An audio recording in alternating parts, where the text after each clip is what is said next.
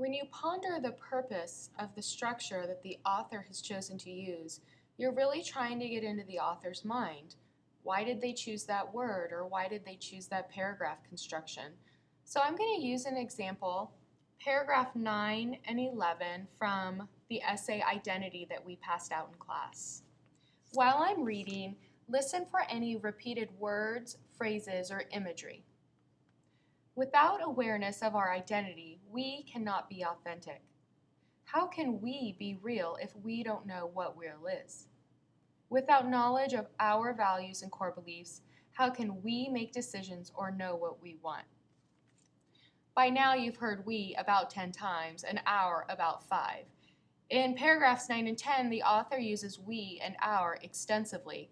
Now let's listen to paragraph 11. You'll hear something different. Awareness of your identity spawns your creativity, your passion, your energy and attraction, and your vision. That is you. And she's even capitalized YOU to put emphasis on it. So what I would do if I was reading this as homework is I would underline we and our, I would underline your, because she repeats it extensively, which means that she probably has a purpose for it. And you have to ask yourself, why does she keep saying we? One reason that many students proposed in class is that she wants her audience to think that she's one of them, that she can understand them, that this is a common question, a common experience that all of humanity feels. In paragraph 11, she specifically changes to you. You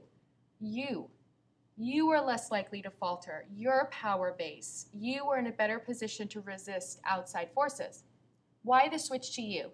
Well, it's possible that she wants people to think that she's speaking directly to them, that now this is a message to the individual.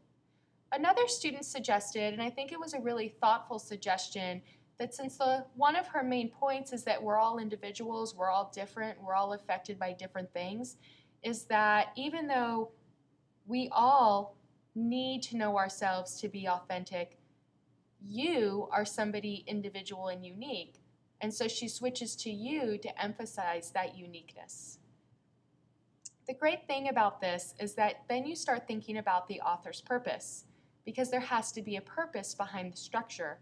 And in this particular case, most of us stated that we thought the you and our heart sing, she sounded very philosophical, maybe like a motivational speaker, like she's trying to convince her audience to find their authentic selves.